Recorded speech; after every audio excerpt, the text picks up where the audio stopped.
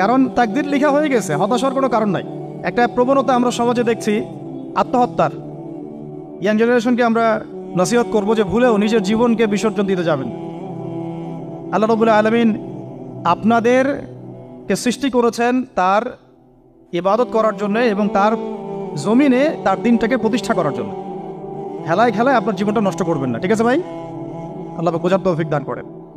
তো কলম সৃষ্টি করার পরে কিয়ামত পর্যন্ত সব লেখা হয়ে গেছে। এখন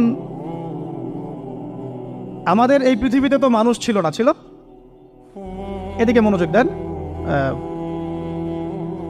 এই পৃথিবীতে কি আগে মানুষ ছিল? এই পৃথিবীতে আগে কি ছিল তাহলে বলেন? হ্যাঁ, মাশাআল্লাহ। এই পৃথিবীতে আগে কি ছিল? এখন ওরা নাই? সবার সাথেই কিন্তু একটা করে আছে। কমপক্ষে কয়টা করে? সবার সাথে কমপক্ষে একটা করে।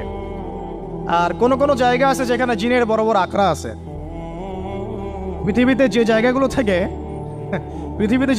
থেকে ইসলাম বিরোধী অপতৎপরতাগুলো চলে, ওখানে জিনের আখড়া বেশি। আর কথা বুঝতে পারছেন?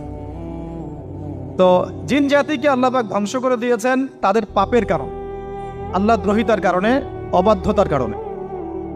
এখন আল্লাহ রাব্বুল আলামিন ইরাদা করলেন পৃথিবীতে আমাদেরকে সৃষ্টি করবেন, মানে মানুষকে সৃষ্টি করবেন। আল্লাহ পাক তার সমস্ত ফেরেশতাদেরকে একত্রিত করলেন। ঘটনাটা কিন্তু খুব ইন্টারেস্টিং। আমি জানি এখানে ওলামায়ে কেরামও আছেন, তবে আমি সবার জন্য প্রযোজ্য হয় এমন কথা বলারই চেষ্টা করছি, কারণ অনেকে হয়তো এগুলো নাও জানতে পারে। তো আল্লাহ পাকের ভাষায় আমি যদি বলি, আল্লাহ রাব্বুল আলামিন বলছেন, বা'দা আউযু বিল্লাহি মিনাশ শাইতানির রাজীম, ওয়া ইয ক্বালা রাব্বুকা লিল মালায়েকা ইন্নী জাঈলুন ফিল আরদি খলিফা। হে নবী মুহাম্মদ সাল্লাল্লাহু আলাইহি ওয়াসাল্লাম, তুমি স্মরণ করো সেই সময়ের কথা যখন আল্লাহ তোমার রব সমস্ত ফেরেশতাদেরকে ডেকে বলেছিলেন যে ইন্নী জাঈলুন ফিল আরদি খলিফা, আমি জমিনে মানে পৃথিবীতে আমার খলিফা পাঠাতে চাই। কি পাঠাতে চাই? আরো জোরে বলেন। আল্লাহ পাক বলেননি পৃথিবীতে মানুষ পাঠাতে চাই, পৃথিবীতে নতুন কোনো মাখলুক পাঠাতে চাই। আমাদেরকে আল্লাহ পাক সম্মানের শব্দে সম্মানিত করেছেন, বিশেষায়িত করেছেন। আমাদেরকে বলেছেন আমরা আল্লাহর খলিফা, আমরা আল্লাহর খলিফা। এখন আমরা আল্লাহর খলিফা, কিন্তু পৃথিবীতে মানুষ খিলাফা শব্দ সহ্য করতে পারে। হ্যাঁ, কি অদ্ভুত না? এটা কোরআনের কি শেষের দিকে আছে না প্রথম দিকে আছে? সূরা বাকারার একদম শুরুর থেকে 3টা 4টা 5টা পৃষ্ঠা উল্টালে দেখবেন একটা আছে। কোরআন তাহলে শুরু থেকে কখনো খুলেও দেখেনি সে ব্যক্তি। প্রমাণ হলো এটা, সে খুলেও দেখে নাই, অথবা দেখলেও সে এড়িয়ে গেছে। আল্লাহ পাক আমাদেরকে বললেন যে পৃথিবীতে আমি আমার খলিফা পাঠাতে চাই। তাহলে আদম আলাইহিস সালামকে আল্লাহ পাক মুহাব্বতের শব্দে, সম্মানের শব্দে বিশেষায়িত করলেন কি বলে? সুবহানাল্লাহ, সুবহানাল্লাহ। আর খলিফা কাকে বলে এটা আমি আপনাদেরকে বোঝাচ্ছি একটা দোয়া থেকে। এই যে গাড়িতে করে আমরা বাসা থেকে আসলাম বা যখন কোনো সফরে যাই, আমরা একটা দোয়া পড়ি, সুবহানাল্লাযী সাখখারা লানা হাযা ওয়া মা কুন্না লাহু মুকরিনিন ওয়া ইন্না ইলা রাব্বিনা লামুনকালিবুন। এতটুকু তো পড়ি নাকি? বাইগুলো পড়তে হবে। বইমেলায় এসেছি শুধু লেকচার শোনার জন্য না, ছবি তোলার জন্য না। আজকে জীবনটা পরিবর্তন করার নিয়াত করে যাইতে হবে, ঠিক আছে ভাই? বই প্রকাশ করা, ছাপানো, বিক্রি করা, লেখা, এর চেয়ে বড় কথা আমার জীবনটা ইলমের আলোয় আলোকিত করা।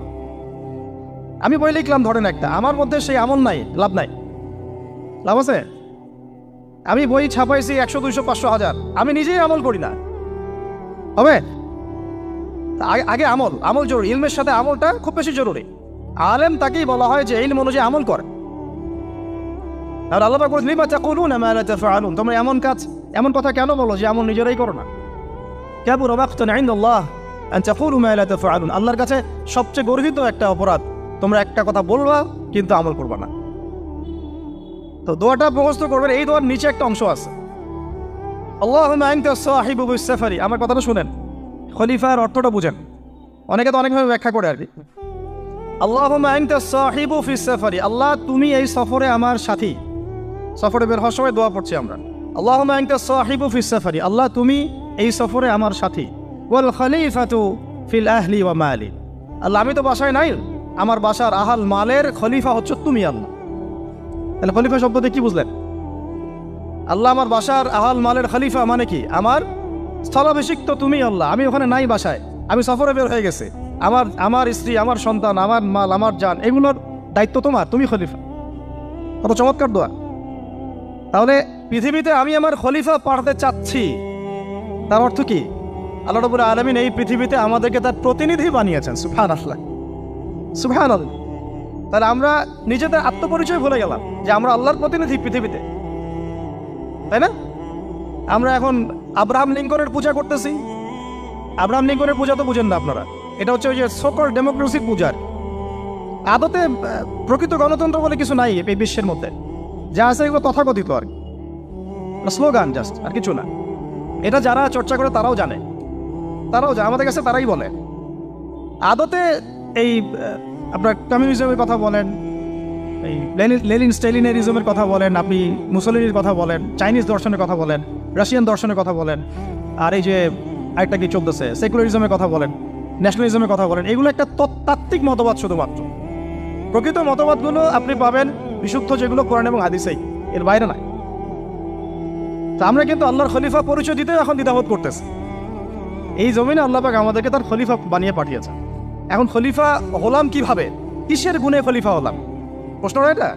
আমাদের কি 10টা হাত 10টা পা বেশি শক্তি ফেরেশতাদের চাইতে, যে আমরা খলিফা হলাম কিসের ভিত্তিতে আর কিভাবে হলাম? এটা শোনেন। আল্লাহ পাক বলছেন ওয়াল্লামা আদাম আল আসমাআ কুল্লাহা, আল্লাহ বলছেন আমি আদমকে এই মহাবিশ্বের যত নাম আছে, নাউন্স ইসম সব শিক্ষা দিয়েছি। সুবহানাল্লাহ। এই মহাবিশ্বের যত নাম, এখানে ইসম শব্দের অর্থ কিন্তু জ্ঞান। ইসম মানে কি? এখানে জ্ঞান। মহাবিশ্বের যে জ্ঞানগুলো আছে, এই জ্ঞানগুলো আল্লাহ পাক আমাদের আদি পিতাকে শিক্ষা দিয়েছেন। আমাদের আদি পিতাকে আল্লাহ নিজে শিক্ষা দিয়েছেন। সৃষ্টিগতভাবে আমরা জ্ঞানী ছিলাম না, আল্লাহ পাক আমাদেরকে জ্ঞান শিক্ষা দিয়েছেন। আমরা ফিলোসফির বইগুলো খুললে দেখবেন ওখানে বুদ্ধিবাদ নামে একটা মতবাদ আছে। মানে তারা বলে যে মানুষ সৃষ্টিগতভাবেই একজন বুদ্ধিদীপ্ত প্রাণী। এটা ভুল কনসেপ্ট। সৃষ্টিগতভাবে আমাদের মধ্যে জ্ঞান ছিল না, আল্লাহ পাক আমাদেরকে জ্ঞান শিক্ষা দিয়েছেন। কথা বুঝতে পারছেন? একটা মতবাদ তাদের আছে অভিজ্ঞতাবাদ, মানে মানুষ অভিজ্ঞতা থেকেই শিখে। আরেকটা আছে সমন্বয় মতবাদ, আপনারা তো এগুলো অনেকে পড়েছেন হয়তো। এর বাইরে যে একটা মতবাদ আছে যে আল্লাহর পক্ষ থেকে ওহী ভিত্তিক মানুষ জ্ঞান শিখে, এই মতবাদ কোনো দার্শনিকের বইয়ে স্থান পেল না। কি আফসোস, কি আফসোস! অথচ মুসলিম ঘরের দার্শনিক তারা। আমরাও পড়েছি ভাই, 4 বছর এই কারণে গেলেই। কি আফসোস! আল্লাহ পাকের ওহীর পক্ষ থেকে যে জ্ঞান আসতে পারে, এইটা কনসেপ্টই নাই। অথচ এখানে কোরআনে আল্লাহ পাক বলছেন ওয়াল্লামা আদাম আল আসমাআ কুল্লাহা, আমি আল্লাহ আদমকে সমস্ত নাম শিক্ষা দিয়েছি। সুবহানাল্লাহ। এরপরে এই যে জ্ঞান আদম আলাইহিস সালামকে আল্লাহ পাক শিক্ষা দিলেন, এর ফলশ্রুতিতেই আল্লাহ পাক বললেন যে ওয়াইয কুলনা লিল মালাইকা উসজুদু লি আদম, হে ফেরেশতারা তোমরা এখন আদমকে সিজদা করো। কি ফেরেশতাদেরকে দিয়ে আল্লাহ পাক আমাদের পিতাকে সিজদা করালেন কিসের মানদণ্ডে? কিসের কারণে? জ্ঞানের কারণে। জ্ঞানের কারণে ফেরেশতাদেরকে আল্লাহ পাক বললেন যে এই নামগুলো বলে দাও তো তোমরা। তারা বলতে পারলো না। তারা বললো লা ইলম আল্লাহুম্মা লা ইলমা লানা ইল্লা মা আল্লামতানা, আল্লাহ আমাদের তো সেই জ্ঞান নাই, শুধু ওইটুকু জ্ঞান আছে যা আপনি আমাদেরকে শিখিয়েছেন। তখন আল্লাহ পাক বলেছিলেন যে আমি যা জানি তোমরা তো জানো না, আমি কি বলি নাই যে আমি আসমান জমিনের গায়েবের সব খবর জানি? তখন আল্লাহ বললেন যে তোমরা সবাই সিজদা করো আদমকে। তাহলে আমাদের পিতাকে খলিফা করা হলো, জ্ঞান শেখানো হলো, আল্লাহ পাক নিজে শেখালেন, ফেরেশতা মণ্ডলীদের দিয়ে সিজদা পর্যন্ত করালেন। কিসের মানদণ্ডে? আরো আসতে বলেন, জ্ঞানের মানদণ্ডে। এখন যদি আমরা একটু প্রশ্ন ছুড়ে দেই নিজ নিজ বিবেকে, আমরা কি সেই ওহীর 10টা সূরাও শিখেছি? 10টা পারা কি পড়া হয়েছে কখনো? 10টা সূরারও কি অর্থ জানি? অনেকে তো 10টা আয়াতের অর্থ জানি না। আমরা কি সেই ওহীর 10টা হাদিস শিখেছি? তাহলে আমরা কোথায় সম্মান খুঁজতেছি? পশ্চিমাদের কাছে? বলেন। সত্যি সবচেয়ে আফসোস লাগে আমার একটা জিনিস, যে মুসলিমরা আমরা এখন আমাদের আত্মপরিচয় ভুলে যাচ্ছি, আর আল্লাহ পাক আমাদেরকে যেখানে সম্মান রেখেছে ওইখানে সম্মান না খুঁজে আমরা অন্যের দাসত্বের সম্মান খুঁজতেছি। আল্লাহ আমাদেরকে বোঝার তৌফিক দান করে। এটা অজ্ঞতার কারণে হচ্ছে। আমাদের কাজ তাদেরকে সচেতন করা বা তাদেরকে মেসেজ পৌঁছে দেয়া। আমরা উগ্র পন্থা অবলম্বন করব, আমরা হিকমার সাথে প্রজ্ঞার সাথে মানুষকে বোঝানোর চেষ্টা করব, এগুলো বোঝানোর অংশ। এখন আচ্ছা, আরেকটা কথা আপনাদেরকে বলি, একটা কথা আমি মাঝখানে মিস হয়ে গেছে। এই যে আল্লাহ পাক আমাদেরকে খলিফা করে পাঠিয়েছেন, খলিফার কাজ কি? প্রশ্ন না? আমাদের কাজ কি তাহলে? এই কাজটা আল্লাহ পাক আবার ব্যাখ্যা করেছেন সূরা সদের মধ্যে। কোন সূরায়? সূরা সদ নামে একটা সূরা আছে, সূরা ইয়াসিনের আগে পড়ে পাবেন। তো এখানে আল্লাহ পাক আরো একজন নবীকে তার খলিফা বলেছেন, সেই নবীর নাম দাউদ আলাইহিস সালাম। কি নাম? আর দাউদ আলাইহিস সালাম কিন্তু এই জেরুজালেম থেকে, যেখানে এখন ওই জায়নিস্টরা বোম্বিং করে আর কি, নিরীহ মুসলিমদেরকে হত্যা করে বিগত 70 বছর থেকে, ওই জেরুজালেম থেকে কিন্তু দাউদ আলাইহিস সালাম বিশ্ব শাসন করেছিলেন। তার পরবর্তীতে তার সন্তান সুলাইমান আলাইহিস সালামও কিন্তু ওখান থেকে বিশ্ব শাসন করেছিলেন। আর এখনকার বনু ইসরাইল দাবিদার এই জায়নিস্টরা, তারাও কিন্তু ওই ফিকিরই করছে, ওখান থেকে তারা বিশ্ব শাসন করতে চায় এবং তারা মনে করে তাদের একজন মাসিহ আসবে, সেই মাসিহ আসলে তারা বিশ্ব শাসন করবে। আমরা সেই মাসিহের নাম জানি মাসিহুদ দাজ্জাল। কি নাম? এই দাজ্জালকে ওরা ওদের সত্য মাসিহ মনে করে, আমরা জানি হচ্ছে মিথ্যা ভণ্ড প্রতারক মাসিহ, অথচ ওরা মনে করে এটা হচ্ছে সত্য মাসিহ। এই জায়গায় তারা ধোঁকা খাচ্ছে। অথচ সত্য মাসিহ হচ্ছেন ঈসা আলাইহিস সালাম, যিনি আবার শেষ জামানায় আসবেন এবং তার হাতেই এই মাসিহুদ দাজ্জাল মারা যাবে এবং তারপরে পুরো বিশ্বে আবার ওই খিলাফা কায়েম হবে, ওই যে খলিফা, ওটা সারা বিশ্বে কায়েম হবে। এই টাউন হলও বাদ যাবে না ইনশাআল্লাহ। এটা মানুষ মানতে চাচ্ছে না, কিন্তু মানুষ না মানলে কি, আল্লাহ পাকের নকশায় সব আঁকা আছে কখন কি হবে। কে কে কল্পনা করেছিল যে আজকে আপনারা বসে এখানে দিনের আলোচনা করুন? কল্পনা করা যায় তো? যে শব্দগুলো আপনারা বলছেন এগুলো বললেই তো নাই গায়েব, এখন বলছেন। কেউ কি কল্পনা করেছিল যে হঠাৎ করে এমন একটা সময় চলে আসতে পারে? কেউ কিন্তু কল্পনা করেনি, আল্লাহ পাকের নকশায় ছিল। এখানে আমাদের একটা আফসোসের কথা, এখানে মাস্টার মাইন্ড আল্লাহ রাব্বুল আলামিন। প্রকৃত মাস্টার মাইন্ড কে? আমরা ক্রেডিট নেওয়ার প্রতিযোগিতায় ব্যস্ত হয়ে আছি এখন, কার কত ক্রেডিট নেওয়া যায়। এখানে একক ক্রেডিট পাওয়ার যোগ্য কেউ না, সমস্ত ক্রেডিট কার? আল্লাহ রাব্বুল আলামিন। এটা আল্লাহর সাথে গাদ্দারি করতে যায় না, তাহলে ভুল হয়ে যাবে। কারণ আমি বারবার বলেছি আপনাদেরকে, কোরআন থেকে একটা শিক্ষা আমরা শিখেছি, একটা কম যখন মাজলুম থাকে, দুর্বল মাজলুম জুলুমের শিকার হচ্ছে, আল্লাহ পাক সেই কমটাকে বাঁচান, কোনো না কোনো একজন ত্রাণকর্তাকে পাঠান, কোনো একটা সূরতে আল্লাহ পাক সেই কমকে বাঁচায় দেন। আবার যদি এই নিয়ামতটা পাওয়ার পরে ওই কম আবার এই জুলুম শুরু করে, আবার আল্লাহ দ্রোহিতা শুরু করে, আল্লাহ পাক তার চেয়ে বড় জালেম চাপাই দিন। কথা বুঝতে পারছেন? আল্লাহর সাথে গাদ্দারি করতে চাই না, আল্লাহ পাক আমাদেরকে বোঝার তৌফিক দান করেন। আর খলিফার কাজটা কোথায় পাবেন, কোন সূরায় ভাই বলেন?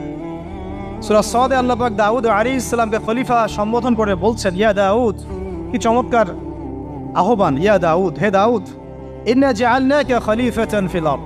দেখো আমি আল্লাহ তোমাকে পৃথিবীতে খলিফা করেছি। কি করেছি? খলিফা করেছে। তোমার কাজ কি শোনো, ফাহকুম বাইনান নাসি বিল হক।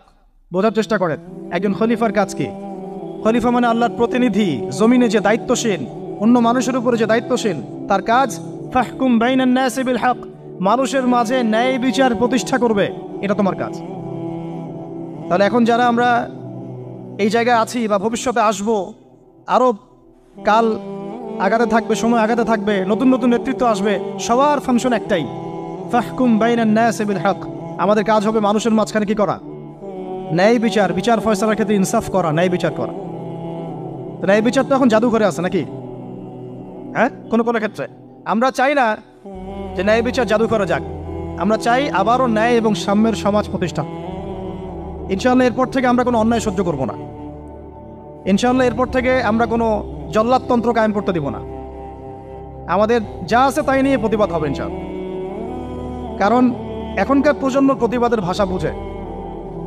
এখন যদি আপনারা আবার সেই প্রাচীন জুলুমের তন্ত্রে মন্ত্রে ফিরে যান, তাহলে আল্লাহর গজব চলে আসবে, বড় গজব। তো খলিফার কাজ কি ভাই? কি কাজ বললাম বলেন? মানুষের মাঝখানে ন্যায় বিচার প্রতিষ্ঠা করা। আচ্ছা, আরো আছে আয়াত শেষ হয় নাই। আল্লাহ পাক বলছেন, ওয়ালা তাত্তাবিউল হাওয়া। আর ন্যায় বিচার করতে গিয়ে নিজের দাসত্ব মানে প্রবৃত্তির অনুসরণ করো না। ন্যায় বিচার করতে গিয়ে নিজের প্রবৃত্তির অনুসরণ করো না, মন গড়া বিধানের অনুসরণ করো না। আমার মামা, আমার চাচা, আমার খালু পার করে দিও না। প্রবৃত্তির অনুসরণ মানে কি? মন যাচাই তাই করো না। ন্যায় বিচার করতে গিয়ে আল্লাহ পাকের বিধান মেনে চলো।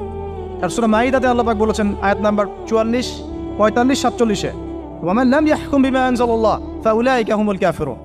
যারা আল্লাহ পাকের হুকুম অনুযায়ী বিচার ফয়সালা করে না, তারা কাফের। 45-এ গিয়ে আল্লাহ বলছেন, ওয়ামান লাম ইয়াহকুম বিমা আনজালাল্লাহ ফাউলাইকা হুমুল ফাসিকুন।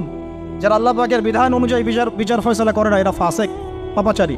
47 নম্বর আয়াতে গিয়ে আবার বলছেন, ওয়ামান লাম ইয়াহকুম বিমা আনজালাল্লাহ ফাউলাইকা হুমুজ জালিমুন। যারা আল্লাহর হুকুম বিধান অনুযায়ী বিচার ফয়সালা করে না, এরা জালেম। তো কাফেরও বলেছেন আল্লাহ, ফাসেকও বলেছেন, জালেমও বলেছেন। তাহলে বিচার ফয়সালা করার ক্ষেত্রে আল্লাহ পাকের বিধানকে সর্বোচ্চ অগ্রাধিকার দিতে হবে, নিজের প্রবৃত্তির অনুসরণ করা যাবে না। যদি করে তাহলে কি হবে? ইউদিল্লাকে আন সাবিলিল্লাহ, তাহলে এটা তোমাকে আল্লাহর রাস্তা থেকে সরাই নিয়ে যাবে। এর ফলে কি হবে? জেনে রাখো, ইন্নাল্লাযীনা ইউদিল্লুনা আন সাবিলিল্লাহ লাহুম আযাবুন শাদীদ বিমা নাসু ইয়াউমাল হিসাব। এটা পড়ে দেয়, নিশ্চয়ই যারা আল্লাহ পাকের সরল পথ থেকে বিচ্যুত হয়ে গেছে তাদের জন্য কাল কিয়ামতের মাঠে আছে আযাবুন শাদীদ। আযাবুন শাদীদ মানে কঠিন কঠিন যন্ত্রণাদায়ক শাস্তি, এই কারণে যে তারা কিয়ামতের দিনটাকে ভুলে গিয়েছে। শাদীদ এর অর্থটা কি এটা বোঝার জন্য আপনাকে সূরা হাদীদ পড়তে হবে। কোন সূরা?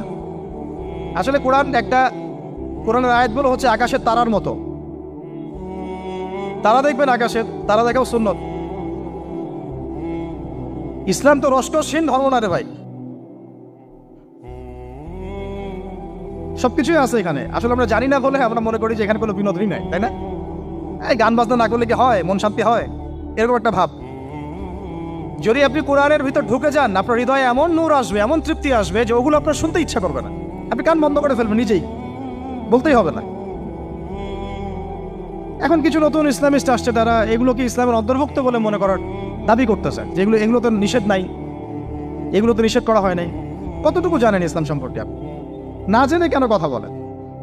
নবী সাল্লাল্লাহু আলাইহি ওয়াসাল্লাম রাস্তা দিয়ে হাঁটছেন, ওই সময় তো অনেক পূজা অর্চনা ইত্যাদি হতো মক্কায়।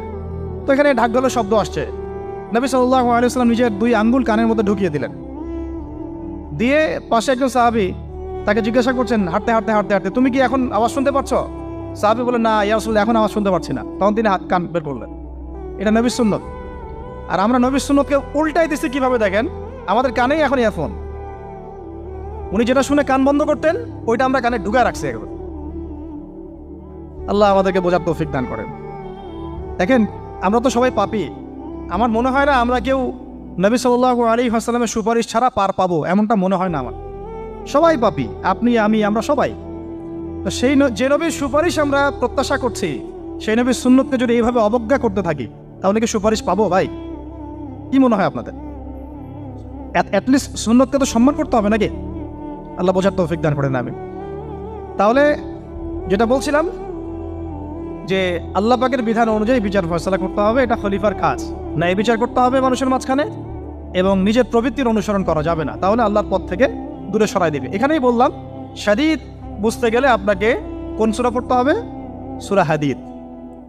আকাশের তারার কথা কেন বললাম? যে আকাশের তারাগুলো যদি মেলাতে পারেন দেখবেন বিভিন্ন শেপ তৈরি হয়।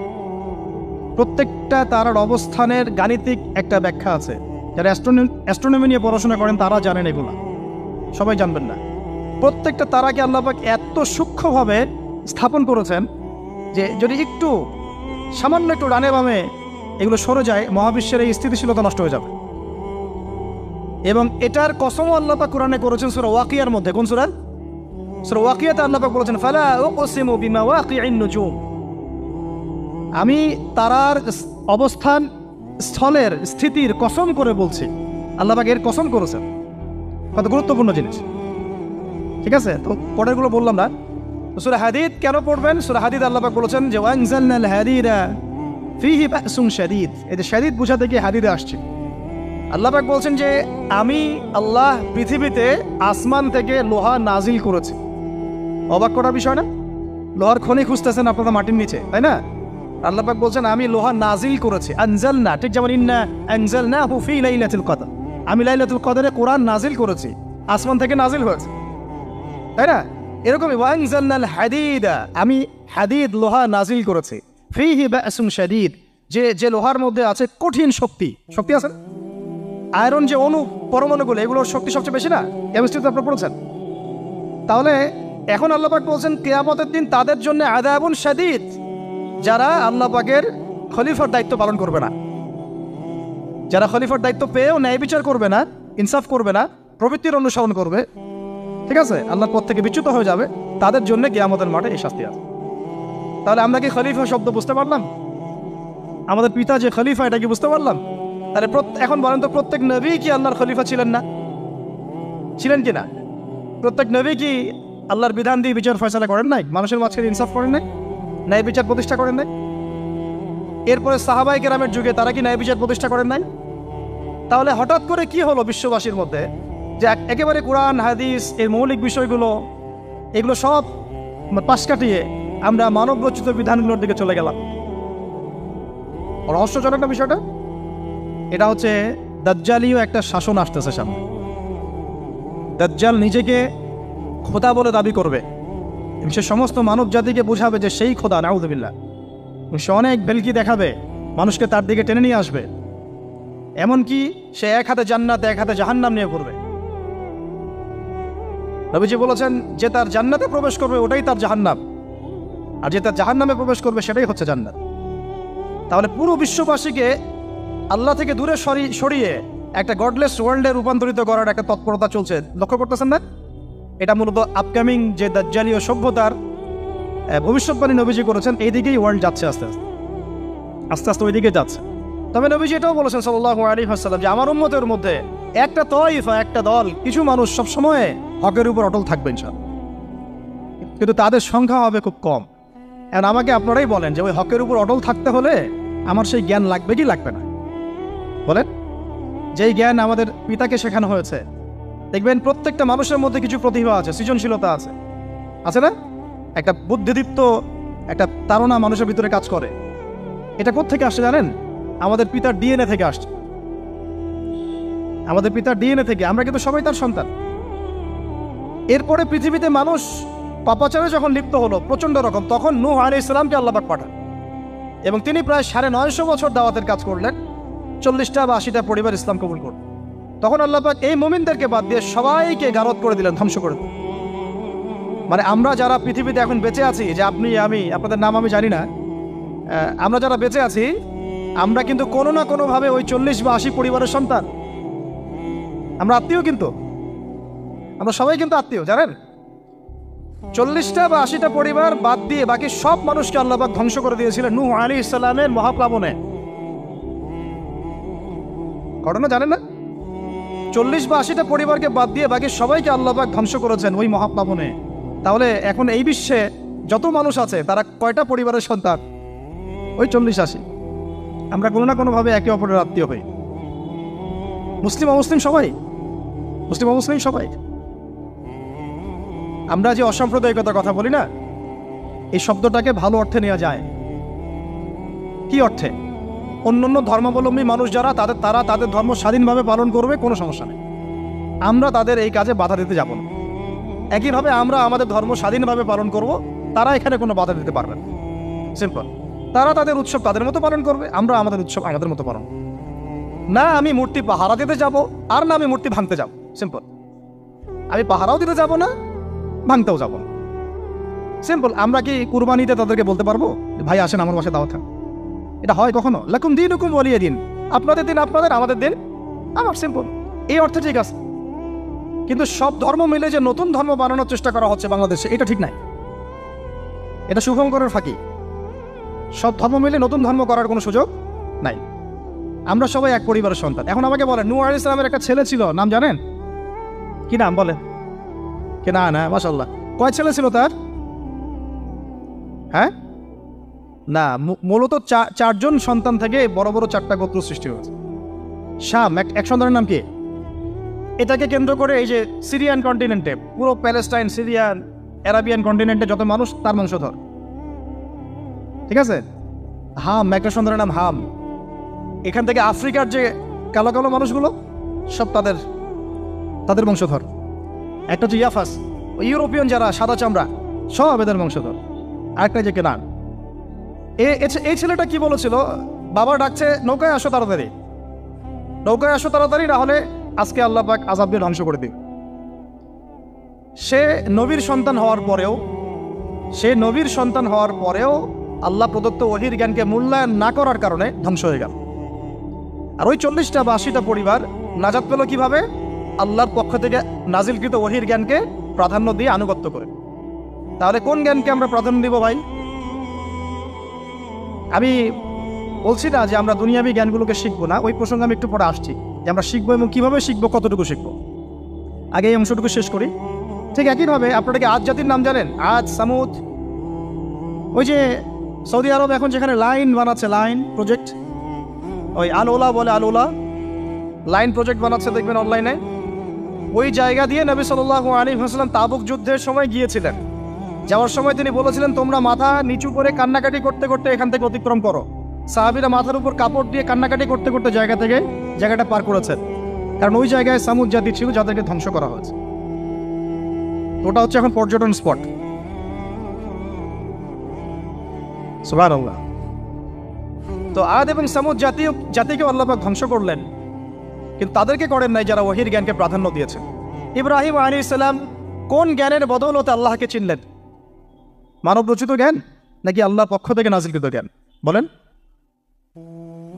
মূসা আলাইহিস সালাম কোন জ্ঞানের বদৌলতে ফিরআউনের মতো এই যে কি বলবো প্রতাপশালী একজন শাসকের সামনে দাঁড়িয়ে বুক ফুলিয়ে ইসলামের দাওয়াত দিলেন? কোন জ্ঞানের আলোকে? ওহীর জ্ঞান। আর ওহীর জ্ঞান যখন নাজিল করা হয়েছে তখন তিনি দোয়াটা পড়ছিলেন, রব্বি ইশরাহ লি সাদরি ওয়া ইয়াসসির লি আমরি ওয়াহলুল উকদাতাম মিন লিসানি ইয়াফকাহু কওলি। প্রত্যেক নবী, ইউসুফ আলাইহিস সালাম কারাগারে 12 বছর থেকেছেন। কত বছর? 12 বছর। আমাদের অনেক ভাই এরকম 5 বছর, 7 বছর, 10 বছর, 12 বছর থেকেছে আছে। এমনও মানুষ আছে, এখন বলা যায় তাই বলি, যে ওই যে একটা শব্দ শুনেছেন আয়না ঘর, ওখানে দীর্ঘদিন ছিল, তারপরে নাই, কোথায় গেছে আল্লাহ ভালো জানে। ইউসুফ আলাইহিস সালামও এরকম কারাগারে ছিলেন। কত বছর? 12 বছর। কিন্তু আল্লাহ পাক তাকে এমন একটা জ্ঞান শিক্ষা দিয়েছিলেন, তিনি স্বপ্নের ব্যাখ্যা বলতে পারতেন, যে কোনো স্বপ্নে। রাজা স্বপ্ন দেখলেন যে 7টা গাভী, জীর্ণ শীর্ণ গাভী, মোটা তাজা গাভীকে খেয়ে ফেলছে, স্বপ্নের ব্যাখ্যা কেউ দিতে পারেন। কিন্তু ওই জেলখানায় 2 জন ছাড়া পাওয়া মানুষ, ছাড়া পাইছে 2 জন আর কি, 2 জনের মধ্যে একজন বেঁচে আছে, একজন নাই। মানে 2 জন বসে বসে ইউসুফ আলাইহিস সালামকে বলছিলেন যে আমরা একটা স্বপ্ন দেখলাম যে আমার মাথায় রুটি আছে, পাখি এসে রুটি খেয়ে ফেলছে, আর আমি স্বপ্ন দেখলাম যে আমি শরাব পান করাচ্ছি। ব্যাখ্যা কি ইউসুফ? তোমাকে সত্যবাদী বলে জানি। ইউসুফ আলাইহিস সালাম বললেন, তোমার মাথায় রুটি যেটা খেয়ে নিচ্ছে তার মানে তোমাকে শুলদণ্ড দেওয়া হবে, আর তুমি যে পানি পান করাচ্ছ তার মানে তুমি নাজাত পাবে, ছাড়া পাবে। হলেও তাই। আর যে নাজাত পাবে তাকে ইউসুফ আলাইহিস সালাম বলে দিলেন যে তুমি রাজদরবারে গিয়ে আমার কথা বলো, আমার কথা আলোচনা করো। তো সে ভুলে গিয়েছিল। পরে যখন এই স্বপ্নটা দেখলো বাদশা, তখন বাদশা সবাইকে ডাকলো, ডেকে বললো যে এই গাভীর স্বপ্নের ব্যাখ্যা কি। তখন এই ব্যক্তির মনে পড়ছে, আর ইউসুফ তো ব্যাখ্যা দিতে পারে। সে গিয়ে ইউসুফ আলাইহিস সালামকে ডেকে নিয়ে আসতেছে যে এই রাজা স্বপ্ন দেখছে, ব্যাখ্যা কি। স্বপ্ন কিন্তু আপনার কাছে শুনে একটা স্বাভাবিক মনে হচ্ছে, আরে গাভীর আবার স্বপ্নের কি ব্যাখ্যা। তখন ইউসুফ আলাইহিস সালাম ব্যাখ্যা দিলেন যে 7 বছর ফসল ফলবে আপনাদের এলাকায়, তারপরের 7 বছর হবে দুর্ভিক্ষের সময়। কিসের সাথে কিসের ব্যাখ্যা? এই জ্ঞান কে শিখালেন তাকে? এই ইন্টারপ্রিটেশনের জ্ঞান কে শিখালেন? তাহলে জ্ঞানের মূল উৎস কে? আমার কথা বলার উদ্দেশ্য কি বুঝতে পারছেন? যত জ্ঞান তার মূল উৎস কে? স্বপ্ন একটা জ্ঞান, যদি সেটা সত্য হয়। আর জেনে রাখবেন, কিয়ামতের আগে আগে মুমিনদের স্বপ্ন বেশি বেশি সত্য হবে। ঠিক আছে? মূসা আলাইহিস সালামকেও সেই আল্লাহই জ্ঞান শিক্ষা দিলেন। ঈসা আলাইহিস সালাম এই কুষ্ঠরোগীর গায়ে হাত বুলালে ভালো হয়ে যায়। হ্যাঁ, অন্ধ ব্যক্তির মানে চোখে হাত বুলালে ভালো হয়ে যায়। এমনকি মৃত ব্যক্তিকে তিনি বলছেন কুম বিইজনিল্লাহ, আল্লাহর হুকুমে দাঁড়িয়ে যাও, দাঁড়িয়ে গেল। এই জ্ঞান কে দিয়েছেন তাকে? দাউদ এবং সুলাইমান আলাইহিস সালাম এই যে পশু পাখির ভাষা বুঝেন, সুলাইমান আলাইহিস সালাম পিঁপড়ার ভাষাও বুঝেন। আপনাদের সায়েন্স কি পিঁপড়ার ভাষা বুঝে? হ্যাঁ, আমরা তো এখন সায়েন্সকে সবকিছুর মানদণ্ড মনে করি, তাই না? সায়েন্স যদি বলে হ্যাঁ তাহলে হ্যাঁ, না বললে না। মানে এমন একটা ভাব, দেখেন সায়েন্সকে আমরা ইলাহ বানাইছি, ইলাহ, উপাস্য। সায়েন্স যদি বলে যে পৃথিবী থেকে অমুক অমুক কোটি কোটি আলোকবর্ষ দূরে একটা গ্রহের সন্ধান পাওয়া গেছে, নাম দিল ধরেন যে আলফা এক্স ওয়াই জেড কিছু একটা, ওখানে হুরপড়ি আছে, হ্যাঁ ওখানে দুধের সাগর আছে, মধুর সাগর আছে, তো মানুষ তখন বিশ্বাস করা শুরু করবে, হ্যাঁ হ্যাঁ তাই তো, তাই থাকতেই পারে। নাসা বলেছে না হয়ে পারে, নাসা মন্তব্য করেছে না হয়ে পারে।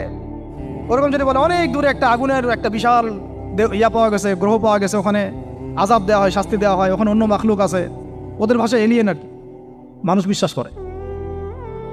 আল্লাহ পাক কোরআনে বলছেন যে সুলাইমান আলাইহিস সালাম পিঁপড়ার ভাষাও বুঝতেন, ওই কথা বিশ্বাস করতে চাচ্ছে না। সুলাইমান আলাইহিস সালাম বাতাসে ফ্লাই করতে পারতেন, এটা বুঝতে পারতেছে না, বিশ্বাস করে না। তাহলে ওই প্রযুক্তি না থাকলে এয়ারক্রাফট কিভাবে আবিষ্কার করলেন? যে প্রযুক্তিগুলো পৃথিবীতে চলে গেছে ইতিমধ্যে, ওগুলো ভবিষ্যতেও আসতে পারে। যেমন একটা প্রযুক্তির কথা বলি, সুলাইমান আলাইহিস সালাম বসে আছেন, একজনকে বললেন না সাবার রানী বিলকিসের সিংহাসন কে নিয়ে আসতে পারবে? একজন বললো যে আপনি উঠে দাঁড়াইতে যতক্ষণ সময় লাগে এর মধ্যে নিয়ে আসুন। উনি বললেন যে হবে না, এটাতে হবে না, তুমি স্লো, তুমি 3G 4G না, এত স্লো স্পিডে আমার হবে না। এই কথা বলেন নাই, মজা করলাম আর কি। আমাদের ইউটিউবাররা মতো এই অংশ কাট করে আবার প্রচার করে দিতে পারে। দেখেন কিসের সাথে কি ব্যাখ্যা করলো। কোরআনকে 3Gর সাথে তুলনা করলেন আবু তহাদ না, ব্যাস কাম সারা দেশে ওইটাই ইস্যু। তখন মহা মুসিবত, মানে বাঙালি জাতির মধ্যে দিন প্রচার করা। আমাদের সালাফদের ভাগ্য ভালো যে তারা আগেই, মানে এই প্রযুক্তি আসার আগেই দুনিয়া থেকে তারা চলে গেছে। মুশকিল না, যত ইস্যু এগুলোর কারণেই সৃষ্টি হয়। তো যাই হোক, প্রসঙ্গে আসি, কোথায় ছিলাম ভাই, যে কথা হারায় ফেললাম। হ্যাঁ, আরেকজন বললেন যে না, আপনি চোখের পলক ফেলতে যতক্ষণ লাগে এর মধ্যে দেখবেন সিংহাসন সামনে। সুবহানাল্লাহ, কি প্রযুক্তি বলেন! এই প্রযুক্তির সামনে কি বিশ্ববাসী যেতে পেরেছে? দেখেন সুলাইমান আলাইহিস সালামের বাতাসে ফ্লাই করাটা কিন্তু এখন পৃথিবীতে খুব কমন হয়ে গেছে।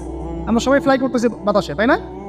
যদি আপকামিং কোনো সময় আপনি দেখেন যে এইরকম চোখের পলকেই একটা বস্তু আরেকটা জায়গা থেকে এক জায়গায় চলে আসতেছে, আমি অবাক হব না ইনশাআল্লাহ। কারণ কোরআনে অতীতে এই ঘটনার দলিল আছে। বুঝাতে পারতেছি না? এক কথায় সমস্ত জ্ঞানের মূল উৎসকে। এরপরে আসেন, অত আর লম্বা করছি না, আমাদের নবী মুহাম্মদ সাল্লাল্লাহু আলাইহি ওয়াসাল্লাম আসেন, আমরা তো তার উম্মত। 23 বছরে, একটু মনোযোগ দেন, এটা আলোচনার লাস্ট পার্ট, ঠিক আছে? 23 বছরে তিনি পুরো জাহেলিয়াতকে পরিবর্তন করে দিয়েছেন। কত বছরে? 23 বছর। আপনারা কি জানেন যে আইয়ামে জাহিলিয়াতে আসলে কি কি সমস্যা ছিল? কেন ওই যুগটাকে আমরা জাহিলিয়াত বলি? বেসিক্যালি 5-6টা সমস্যা ছিল। কয়টা? 5-6টা। 1 নম্বর শিরক। 1 নম্বর কি? আমার সাথে বলেন। শিরক আমাদের ওয়ার্ল্ডে নাই, এটা তো গ্লোবাল শিরক চলতেছে এখন। শুধু ধর্মীয় শিরক চলতেছে না, কিন্তু এখন শিরক হচ্ছে পলিটিক্সে, শিরক হচ্ছে ইকোনমিক্সে, শিরক এডুকেশনেও আছে, শিরক কালচারের মধ্যেও আছে। কথাগুলো বুঝতে হবে একটু গভীরভাবে। তখন সমস্যা ছিল রিবা, সুদ। এখন নাই। রিবা ছাড়া কোনো সিস্টেম আছে এখন ওয়ার্ল্ডে? আমি গতকালকে একটা হাদিস মোতালা করছিলাম সুদ সংক্রান্ত। নবীজি বলেছেন সাল্লাল্লাহু আলাইহি ওয়াসাল্লাম যে একটা যুগ আসবে সামনে, সুদবিহীন কোনো মানুষই চলতে পারবে না। যে চলতে চাইবে তার গায়েও সুদের ছিটা ফোটা গিয়ে লাগবে। আসে নাই সেই যুগ? সুবহানাল্লাহ, কিভাবে তিনি এত স্পেসিফিকলি কথাগুলো বলতে পারেন? নিশ্চয়ই তিনি এমন একজন সত্তার কাছ থেকে জ্ঞান পেয়েছেন যিনি সব জানেন, অতীত, বর্তমান, ভবিষ্যৎ, তাই না? এমনকি নবীজি বলেছেন ইমামুল মাহদির সময় যে 10 জন ঘোড়সাওয়ার বের হবে এবং তারা গিয়ে খোঁজ নিতে যাবে যে দাজ্জাল বের হয়েছে কিনা, নবীজি বলছেন আমি সেই 10 জনের নামও জানি, তাদের বাবার নামও জানি। সুবহানাল্লাহ, সুবহানাল্লাহ। কিয়ামতের মাঠে আলী রাদিয়াল্লাহু আনহু, আবু বকর রাদিয়াল্লাহু আনহু, ওমর, উসমান রাদিয়াল্লাহু আনহুম আজমাইন, তাদের হিসাবটা কেমন হবে ওইটাও নবী সাল্লাল্লাহু আলাইহি ওয়াসাল্লাম আগেই বলে দিয়েছেন। সবচেয়ে দ্রুত হিসাব হবে এই উম্মতের আলী ইবনে আবি তালিব রাদিয়াল্লাহু আনহু। যাবেন, বেরোবেন, শেষ। কি মানুষ, তার জীবনীটা পড়ে দেখবেন। আমি শেষের দিকে বলে দিব আপনাদেরকে আজকে, এবং এটা রেকর্ডেড থাকবে, ইনশাআল্লাহ অনলাইনে দিয়ে দিব, যে আপনারা কোন কোন সাবজেক্টের বই কিনবেন। বইমেলা তো শুধু মানে আসলেন একটা র্যান্ডমলি বই কিনলেন এমন না, টপিক ধরে ধরে সাবজেক্ট ওয়াইজ বই কিনতে হবে, ঠিক আছে ভাই? বই কেনার পিছনে টাকা পয়সা খরচ যদি না করেন, মানে দিনের জন্য অর্থ ব্যয় করার মানসিকতা না থাকে, এলেম পাওয়া যাবে।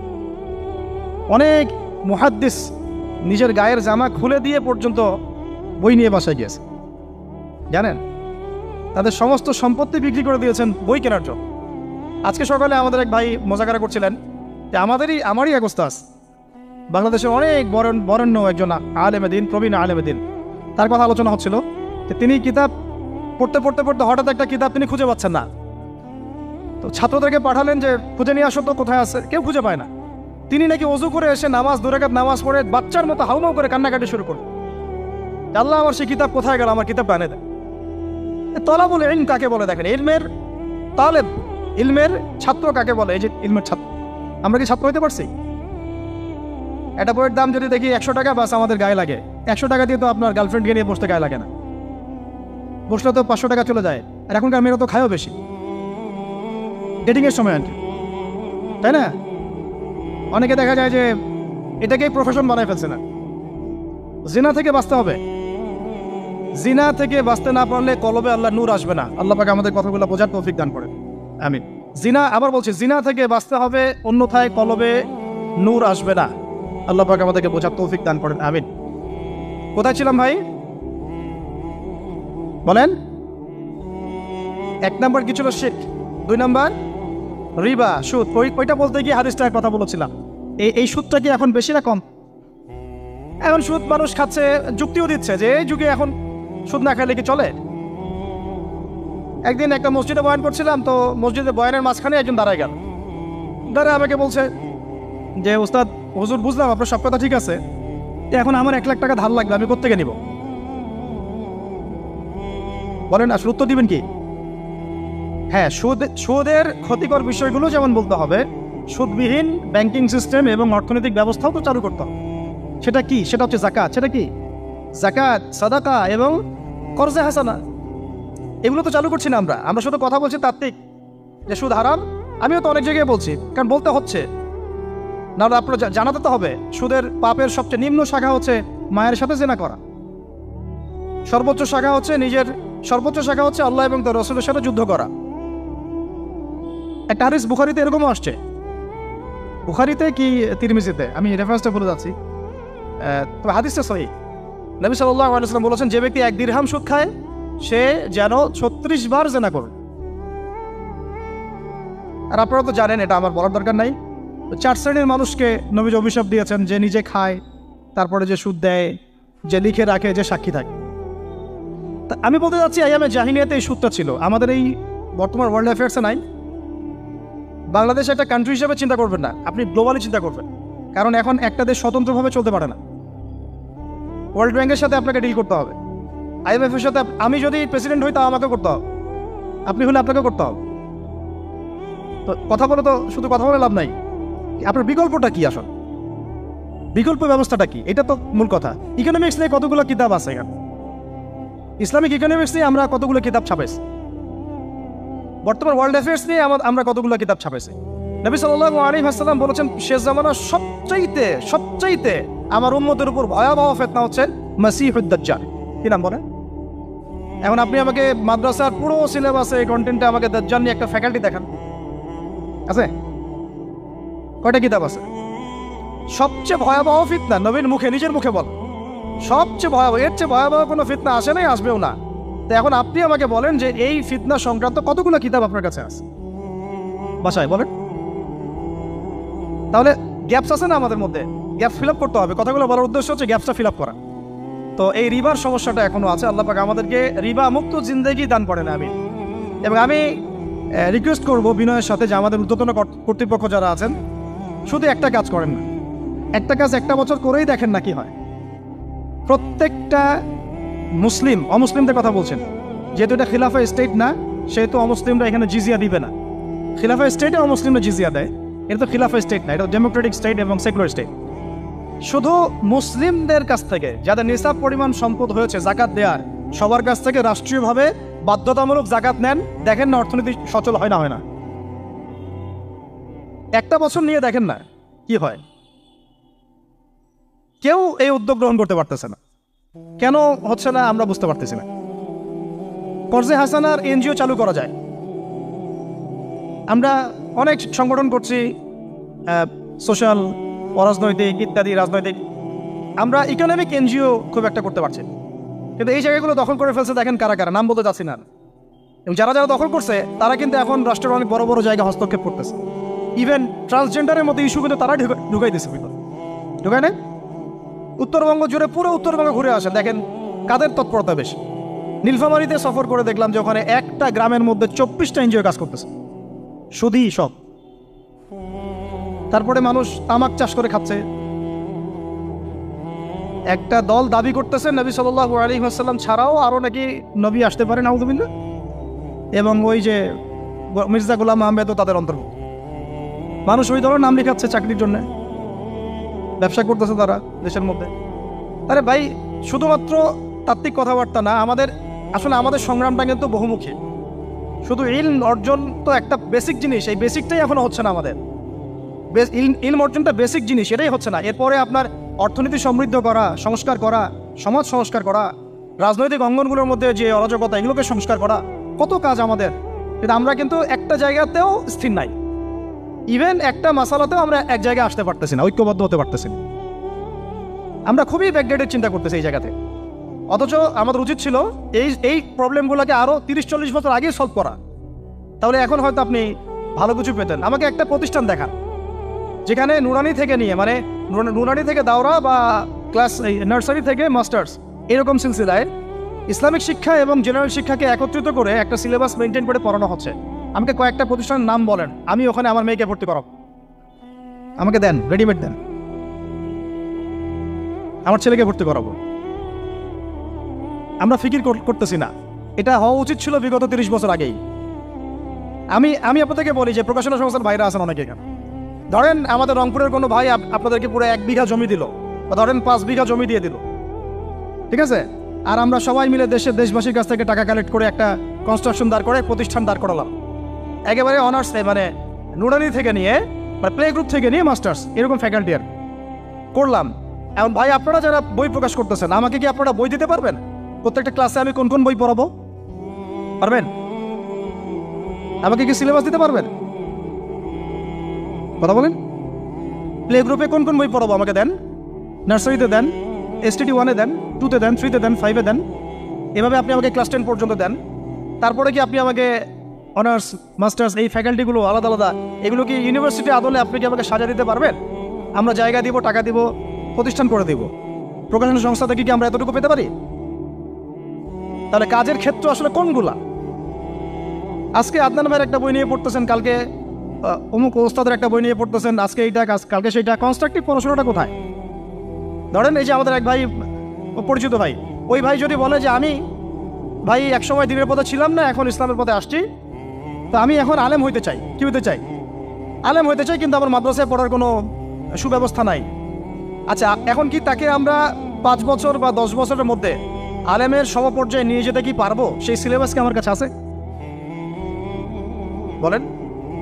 অথচ বিশ্বাস করেন, আরবি ভাষা না জানলে কেউ কোরআন জানতে পারবেই না। আমি এখন এটা শক্ত করে বলি যে কোরআন শেখা যেমন ফরজ, আরবি ভাষাটা শিক্ষা করাও ওয়াজিব। কারণ আমাদের এই 80% জেনারেল শিক্ষিত ছেলেপেলে কীভাবে আরবি শিখবে? কীভাবে তারা আকীদা শিখবে? কীভাবে তারা কোরআনের তাজবিদ শিখবে, তাদাব্বুর শিখবে, তাফসির শিখবে, হাদিসের এরাব দেওয়া শিখবে, ইবারত পড়া শিখবে? কীভাবে তারা নাহু সরফের জ্ঞান অর্জন করবে? কীভাবে তারা উসুলের জ্ঞান অর্জন করবে? কীভাবেই বা তারা বড় বড় ধরেন ফিকহ শাস্ত্রের জ্ঞান, তারপরে এদিকে উসুলে হাদিসের জ্ঞান, তাফসিরের জ্ঞান, আর বড় বড় ফ্যাকাল্টিগুলো, কীভাবে তারা বড় পর্যায়ের আলেম হবে? আমাকে বলেন। প্রোডাক্ট দেন, প্রোডাক্ট। এবং এমন এমন আলেমের প্রোডাক্ট যে আলেমরা সারা ওয়ার্ল্ডকে ডিল করতে পারে, মানে ইন্টারন্যাশনাল স্কলার। এখান থেকে যাবে ইউকেতে গিয়ে দাওয়াতি কাজ করে আসবে, অস্ট্রেলিয়ায় গিয়ে দাওয়াতি কাজ করে আসবে, মালয়েশিয়ায় গিয়ে দাওয়াতি কাজ করে আসবে। আন্তর্জাতিক মানের আলেম আমরা কি জেনারেল শিক্ষিত ব্যাকগ্রাউন্ড থেকে তৈরি করতে পারবো? পারছি কি? আর আপনারা আমাকে বলেন তো ভাই, যে কত পার্সেন্ট মানুষ জেনারেল শিক্ষিত আর কত পার্সেন্ট মানুষ মাদ্রাসায় শিক্ষিত? কাদের পরিসংখ্যানটা বেশি? তারা কি, তাদের কোনো অবদান রাখার কোনো সুযোগ নাই? এখন যদি এই ক্লাসিক্যাল পড়াশোনা না হয়, ইলমের এই গভীরতায় না যায়, এবং বড় বড় ওলামায়ে কেরামদের সোহবতে তারা না আসে, তাহলে কিভাবে তারা বিশুদ্ধ ইসলাম শিখবে আর প্রচার করবে আর প্রতিষ্ঠা করবে? তো প্রশ্ন কিছু করে গেলাম। আজকে প্রশ্নগুলো রেখে যাচ্ছে এই কারণে, যেগুলো নিয়ে আপনারা ভাববেন যে আপনারা আমাকে একটা ইসলামিক ইউনিভার্সিটি করার মতো বইপত্র আমাকে বানায় দেন না। দায়িত্ব নেন কেউ, আপনারা সবাই মিলে দায়িত্ব নেন। আমি এখানে একটা স্কুল আছে আমাদের ছোট্ট, তাওয়াজিন নুরাইন ইসলামিক স্কুল। এই স্কুল আমরা করেছি প্লে, নার্সারি, কেজি 1, 2, 3, 4, 5, এতটুকু। ট্রাইলিঙ্গুয়াল, মানে বাংলা মিডিয়াম, আর Bangla medium, English version, medium না, ইংলিশ ভার্সন আর অ্যারাবিক।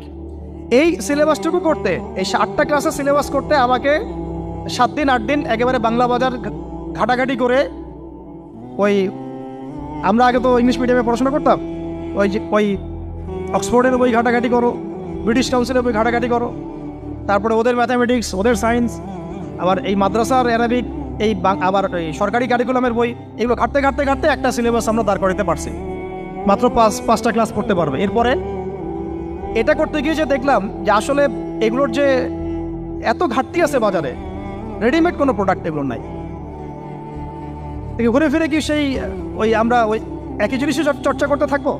নাকি আমরা একটু বহির্বিশ্বে যেভাবে দিন প্রচার হচ্ছে এই মান দিতে পারি? এটা আমাদের উচিত না করার কাজটা? হ্যাঁ, এটা তো আমাদের হাতে রাষ্ট্রীয় ক্ষমতা নাই, থাকলে না হয় উপরের লেভেল থেকে এগুলো করা যায় খুব সহজ। বরং উপরের লেভেলে যারা আছেন তারা তো আরও ট্রান্সজেন্ডার ঢুকাচ্ছেন, আপনারা তো এলজিবিটি ঢুকাচ্ছেন। তাহলে এই কাজগুলো কাদের করতে হবে? তাহলে বেসরকারিভাবে করতে হবে। এখন আমরা যারা বইকে ভালোবাসি, জ্ঞানকে ভালোবাসি, আল্লাহকে ভালোবাসি, রাসূলকে ভালোবাসি, চাই যে আমরা যা করছি আমাদের পরের প্রজন্মটা মানুষের মতো মানুষ হোক। কাজ কি কম না বেশি আমাদের বলেন? সেই ক্ষেত্রে কাজগুলো কিন্তু ওইভাবে হচ্ছে না ভাই। একটা বিষয়ের বই সবাই ছাপাচ্ছি, কেন? কি দরকার আছে? একটা বিষয়ের বই আমি সবাই ছাপাচ্ছি। একটা জিনিস, একটা হিস্ট্রি, একটা কিতাব অনেকগুলো প্রকাশনী আপনারা করতেছেন। একই বই ফাইজুল কালাম সবাই করতে আছে। একটা বই তাসাউফ আত্মশুদ্ধি অনেক প্রকাশনী করতেছে, কপি করতেছে। ভাই আমাদের কি কাজ? কি দুনিয়ার স্বার্থ উদ্ধার করা, না আমার দিনের কোনো খেদমত? আমার কথায় মাইন্ড করবেন না, আমি মাইন্ড করার মতো কথা বলছি না। আমি বলছি আপনাদেরকে আরও যেন কনস্ট্রাকটিভ হয় কাজগুলো।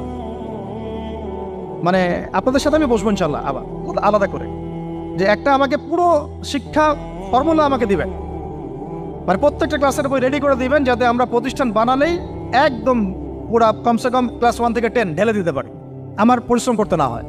ওখানে বাংলা মিডিয়ামের বই থাকবে, ইংলিশ মিডিয়ামেরও থাকবে, এবং অ্যারাবিক তো থাকবেই। একটা গঠনমূলক সিলেবাস, যেটা পড়লে আমার ছেলে মাশাআল্লাহ হাফেজও হবে, এদিকে মাশাআল্লাহ সে ইংরেজিতেও দক্ষ হবে, সায়েন্সেও দক্ষ হবে। এক পর্যায়ে যখন সে এসএসসি পাস করবে, সে দেখবেন যে যার রাস্তা বেছে নিচ্ছে। বেস আমি তাকে করে দিছি 10 পর্যন্ত। এখন সে ডক্টর হোক আর ইঞ্জিনিয়ার হোক, আর না হয় যদি আল্লাহর খলিফাই হয়, কোনো সমস্যা নেই। সমস্যা আছে? এটা দরকার ছিল ভাই, আরও 30 বছর আগে দরকার ছিল। আমরা যেটা পাই নাই, এটা আমাদের আফসোস। আর এই জেনারেল ব্যাকগ্রাউন্ড থেকে এইরকম জায়গায় উঠে এসে এই যে এগুলো কথাগুলো বলা বা এই কাজগুলো করা, এগুলো সবাইকে হয়তো আল্লাহ পাক এভাবে কবুল নাও করতে পারে।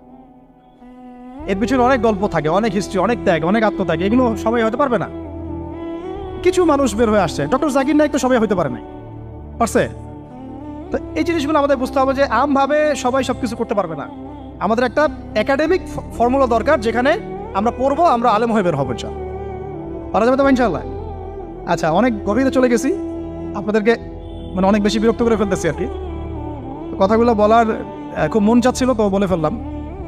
আর আমরা চাচ্ছি কথাগুলো সবার কাছে পৌঁছাক, যাতে করে অন্তত বিভাগীয় শহরগুলা, অন্তত ঢাকা, রংপুর, রাজশাহী, মানে বড় বড় শহর আমাদের, চট্টগ্রাম, কক্সবাজার ইত্যাদি ইত্যাদি বড় বড় শহরগুলোতে যদি একটা করে এরকম একটা করে প্রতিষ্ঠান থাকে, যেখানে আপনি পুরো জেনারেল শিক্ষা এবং ইসলামী শিক্ষা দুটোকে সমন্বয় করে এবং এই মানে দ্বিমুখী শিক্ষার মেরুকরণটাকে দূর করে একটা কনস্ট্রাকটিভ সিলেবাস দিতে পারেন, দেখবেন আজকে না হোক, আজকে থেকে 10 থেকে 15 বছর পরে আমাদের ছেলে মেয়েদের একটা প্রজন্ম আসবে, দেখবেন ইনশাআল্লাহ ওরা আমাদের চেয়ে অনেক ডিনামাইট হবে।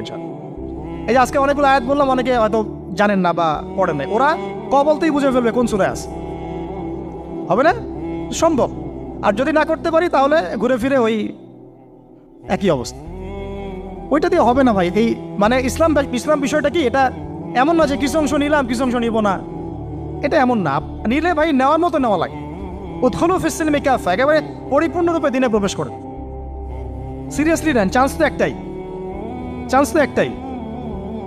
আল্লাহ পাক আমাদের কথাগুলো বোঝার তৌফিক দান করুন। আর আমাদের সন্তানদের সাথে তো আমরা এটা হতে দিতে পারি না। আমরা না হয় অনেক সময় নষ্ট করে ফেলছি। আমরা এই টাউন হলে বসে চা খাইছি, আড্ডা মারছি একসঙ্গে, স্কুলে পড়ার সময়, কলেজে পড়ার সময়। এবং এখানে কি হয় না হয় আমি খুব ভালো করে জানি। এবং আমাদের সময় এমন কিছু হতো না যেটা এখন হোমোসেক্সুয়ালিটি। এখন এখানে হোমোসেক্সুয়ালিটি হয়। তাহলে বলেন এগুলো আমাদের জিম্মেদারি না? আচ্ছা, অন্তত রংপুরের শহরে এইরকম উদ্যোগ নিতে পারবেন কারা কারা? হাত তুলেন দেয়। আমি যে কথাগুলো বললাম, কার কার সাহস আছে? এগুলো তাত্ত্বিক কথা বলে চলে গেলে কাজ হবে না। বইমেলা একবার হয়েছে, এরপরের বইমেলা না হয় আপনাদের প্রতিষ্ঠানের ক্যাম্পাসে করবেন, সমস্যা কি? রংপুরে অন্তত পক্ষে এরকম একটা ক্যাম্পাস গড়ে তোলেন। যার যা আছে তাই নিয়ে নামেন। কারো অর্থ থাকলে, কারো জমি থাকলে, কারো বুদ্ধি থাকলে, কারো প্রকাশনা সংস্থা থাকলে, কারো টিচার প্যানেল থাকলে, আসেন রংপুরে একটা কিছু করে দেখাই। সবাই যদি তাকায় থাকি একজনের দিকে, যে আদনান ভাই করবে, অমুক ভাই করবে, তমুক ভাই করবে, তারা তো হলো না। কারণ আমরা তো কারো উপর নবী হয়ে আসি নাই। সবাই মিলে হাত লাগালে তখন কাজ করা যাবে ইনশাআল্লাহ। এমন এই প্রতিষ্ঠানগুলোর দরকার আছে না নাই? এর গুরুত্বটা বোঝার যোগ্যতা আল্লাহ পাক আপনাদেরকে দান করেন, দোয়া করি আমি। তো ভাই আর লম্বা করতেছি না, আমি শেষের অংশটুকু বলে শেষ করে দিচ্ছি যে এই সুদ আর শিরক যেমন ওই সময় ছিল এখনও আছে, আর ওই আইয়ামে জাহিলিয়াত, তো আইয়ামে জাহিলিয়াতের সেই সুদ আপনি দেখলেন, এখন শিরক দেখলেন, মাদক আছে না নাই? আইয়ামে জাহিলিয়াতের মাদক, আইয়ামে জাহিলিয়াতের এই নারী জাতির অবমাননা আছে না সমাজে? নাই, ব্যাখ্যা করতে যাচ্ছি না, আপনারা জানেন সব। আর আইয়ামে জাহিলিয়াতে ছিল একটা গোত্রীয় হানাহানি, দ্বন্দ্ব, মারামারি, এখন সমাজে নাই? এটাই তো চলতেছে এখন সমাজে। তো এখন এই জাহেলিয়াতের সমাজটাকে মাত্র 23 বছরের মধ্যে আমাদের নবীজি চেঞ্জ করে দিয়েছে। কত বছর? এখন আপনারা আমাকে বলেন তো যে তিনি কি কোনো জাদু করছেন? তিনি কি কোনো জাদু দেখাইছেন সমাজে এসে? মানুষকে মারছেন? মানুষকে কি তিনি মানে কঠোর ছিলেন? তিনি, তার কাছে আল্লাহর ফেরেশতা আসতো, তিনি কি সেই শক্তি কাজে লাগায় একদম মানুষ, সমাজের মানুষকে জোর করে ইসলাম কবুল করাইছেন? তিনি কি করছেন 23 বছরে? এটা বলেই শেষ করে দিব। তবে তার আগে শুধু এতটুকু বলবো, 23 বছর পরের মক্কাটাকে একটু দেখেন, 23 বছরের পরের মক্কাটাকে একটু দেখেন। ওই মক্কাতে কি কোনো শিরক আছে? হ্যাঁ, 23 বছর পরের মক্কা, ওখানে কি কোনো শিরক আছে? ওখানে কি কোনো সুদ আছে? কোনো মাদক আছে? বলেন, কোনো নারীর অবমাননা আছে? কোনো গোত্রীয় হানাহানি আছে? তার 23 বছরের মধ্যে পুরো সমাজটাই চেঞ্জ করলেন কিভাবে? জাদু তো করেন নাই, মানুষকে তো অত্যাচার করেন নাই, কটু কথাও বলেন নাই, এমনকি তিনি কারো গায়ে হাতও তোলেন নাই, তাই না? একটা কাজই তিনি করেছেন, সেটা হলো এই যে কোরআন এবং সুন্নাহর যে জ্ঞান, এই ওহির জ্ঞানটাকে তিনি সবার মাঝখানে ছড়াই দিয়েছেন, এই তো কাজ। তারপরে সেই জ্ঞান যখন মানুষ শিখেছে, তার উপরে আমল করেছে, এবং সেই জ্ঞান এর উৎস আল্লাহ রাব্বুল আলামিন, তার কাছে আত্মসমর্পণ করেছে, নবীর কাছ থেকে আত্মশুদ্ধি অর্জন করেছে, এবং হালাল খেয়েছে, পরিবার গঠন করেছে, প্রজন্মকে তৈরি করেছে, সৎ কাজে আদেশ করেছেন, অসৎ কাজে নিষেধ করেছেন, প্রয়োজনে কখনো হিজরত করেছেন, কখনো মার খেয়েছেন, কখনো সবর করেছেন, কখনো বা জিহাদও করেছেন। এভাবে আস্তে আস্তে পুরো আরবের মধ্যে দিনটা প্রতিষ্ঠা হয়ে গেল। তাহলে মূল উৎসটা কি ছিল? জ্ঞান। মূল উৎসটা কি ছিল বলেন? জ্ঞান। আর এই জ্ঞানটার চর্চায় আমাদের সবাইকে করতে হবে, আল্লাহ পাক আমাদেরকে তৌফিক দান করে দেন। এর চর্চা করতে গেলে আমাদের সমাজে এখন দুইটা রাস্তা, এর বাইরে আপনি কোনো রাস্তা দেখবেন না, হয় মাদ্রাসা ব্যাকগ্রাউন্ড অথবা জেনারেল ব্যাকগ্রাউন্ড, এই তো সমন্বিত কোনো প্রচেষ্টা খুব বেশি দেখা যাচ্ছে। আজকে আমার কথা বলার মধ্যে একটা অন্যতম একটা গুরুত্বপূর্ণ পার্ট হচ্ছে সমন্বিত প্রচেষ্টা এখন থেকে নেওয়া উচিত। এতে আপনারা এগ্রি করেন না করেন না? যদি এগ্রি করেন তাহলে প্রত্যেকটা জায়গায় এরকম কিছু কিছু প্রতিষ্ঠান গড়ে তোলার চেষ্টা করেন, ইনশাআল্লাহ আজকে না হোক, আজকে থেকে 10-15 বছর পরে ফলাফল পাওয়া যাবে। ঠিক আছে ভাই, আল্লাহ পাক আমাদেরকে বোঝার তৌফিক দান করেন। শেষ করার আগে খালি কয়েকটা সাবজেক্ট বলবো। এখন যারা জেনারেল স্টুডেন্ট, আপনাদের তো মাদ্রাসায় যাওয়ার কোনো সুযোগ নাই, বা গেলেও আপনারা একাডেমিক্যালি পড়তে পারেন না, তা আমি কয়েকটা সাবজেক্ট বলে দিচ্ছি। এই সাবজেক্টগুলো ধরে ধরে বই কিনবেন এই বইমেলা থেকে, ঠিক আছে? অন্তত প্রত্যেকটা সাবজেক্টের একটা করে বই কিনবেন। রাজি আছেন? রাজি নাই? অন্তত প্রত্যেকটা সাবজেক্টের একটা করে বই কিনবেন। সাবজেক্ট 1 নম্বর হচ্ছে আল কোরআন। 1 নম্বর কি? আপনাকে কোরআন তেলাওয়াত করা শিখতে হবে। কোরআন তেলাওয়াত শেখার কি বই আছে খুঁজে বের করেন। আর এটা একা শিখতে পারবেন না, এটা নিয়ে গিয়ে কোনো ওস্তাদের কাছে বসে পড়তে হবে। এটা খুব খেয়াল রাখবেন আপনারা, একা একা বই পড়ে কখনো আলেম হয়ে যাওয়া যাবে না, বরং তখন বিভ্রান্ত হওয়ার সুযোগ বেশি থাকে। বই থাকবে, এটা আপনার গাইডেন্স, কিন্তু আপনার একজন মুরব্বী আলেম লাগবে। যে কোনো কাজ মুরব্বীদের সাথে মাশওয়ারা না করে করলেই সমস্যা। কারণ আমরা তো দিন সম্পর্কে তেমন কিছু জানিই না রে ভাই। সমুদ্রে ডুব দিলে বুঝবেন যে গভীরতা কত বেশি। এখন আমরা ডুবই দেই নাই, এই জন্য মনে হয় যে আমি সবই জানি। ঠিক আছে, ডুব না দিলে আমার কাছে মনে হয় যে আমি তো সবই জানি। ডুব দিলে বুঝবেন যে আপনি কিছুই জানেন না, আমি কিছুই জানি না। 1 নম্বর সাবজেক্ট ভাই কোরআনের তেলাওয়াত শিখতে হবে। রাজি আছেন তো ইনশাল্লাহ? তাহলে এই বইগুলো কিনেন। 2 নম্বর হচ্ছে এই কোরআনের মানে ব্যাকরণ শেখার বইগুলো কিনবেন। কোরআনের ব্যাকরণ শেখার আরবি ভাষা সাহিত্যের বই কিছু কিনবেন। এই বইগুলো আপনাকে ওস্তাদদের কাছে গিয়ে পড়তে হবে, ঠিক আছে? এরপরে কিনবেন কোরআনের কিছু তাফসির, সহজ। মনে করেন একটা তাফসির নেন সহজ।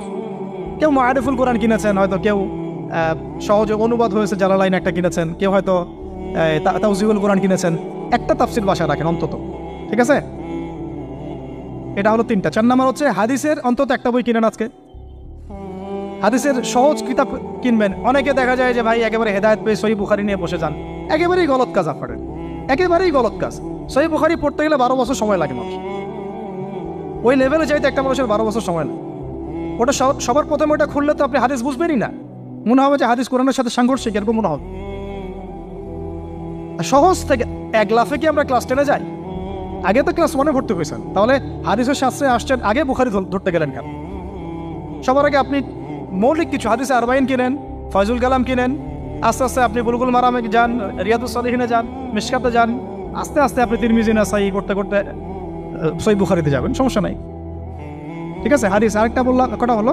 4টা-5টা। হ্যাঁ, আগে বল কি, কোরআন, আরবি ভাষা সাহিত্য, তারপরে তাফসীর আর হাদিস, 4টা বলেছে। 5 নম্বর হচ্ছে সিরাত। 5 নম্বর কি? নবীর জীবনী যে পড়ে নাই সে নবীকে চিনে না। নবীর জীবনী না পড়লে না কোরআন বুঝতে পারবে না আর হাদিস বুঝতে পারবে। তো নবীর জীবনের অন্তত একটা বই কিনে যান এখান থেকে, অন্তত একটা। 60টা কি 70টা নবীর জীবনী আছে এই বইমেলাগুলোতে, খুলে দেখেন। আমার কাছে সবগুলোই আছে। এই চট্টগ্রামে ভাইরা যখন ছিলেন লালখানে কয়দিন আগে, আমি ভাইদের কাছ থেকে বই কিনেছি, নিজে কিনেছি প্রায় 70,000 টাকা একদিনেই। আর ওনারা আমাকে হাদিয়া দিয়েছেন মনে হয় আরো 30,000 টাকার হবে। তো এক পুরো বই ব্যাগ গাড়ি ভর্তি। তো প্রায় 60, আমি গুনে দেখলাম যে প্রায় 50 থেকে 60টা সিরাতের কিতাব আছে বাজারে। একটা তো কিনেন, অন্তত একটা সিরাতের কিতাব তো অন্তত কিনেন। তারপরে ইসলামের ইতিহাসের বই কিনেন। 6 নম্বর ইসলামের ইতিহাসের বই কিনেন। 7 নম্বর, ইতিহাস না জানলে কিন্তু আমরা শেকড় চিনতে পারবো না। 7 নম্বর হচ্ছে এই 4 খলিফার জীবনী, সাহাবীদের জীবনী, তাবেঈনদের জীবনী, ইমামদের জীবনী, এগুলো কিনেন। 8 নম্বর হচ্ছে ইসলামী অর্থনীতির কিছু বই কিনেন, ইসলামী অর্থনীতির। 9 নম্বর হচ্ছে এই ইসলামিক জিওপলিটিক্সের কিছু বই কিনেন। এই বইগুলো কিছুটা কম, আমি এটা ভাইদেরকে বলবো যে এগুলো ছাপানোর চেষ্টা করেন বেশি বেশি। আর 10 নম্বর হচ্ছে ইসলামী ফিকহের যে মাসলা মাসাইলগুলো জানার জন্য কিছু বই আছে, এইগুলো। এই 10টা সাবজেক্টের বই একটা একটা করে কিনে বাসায় চলে।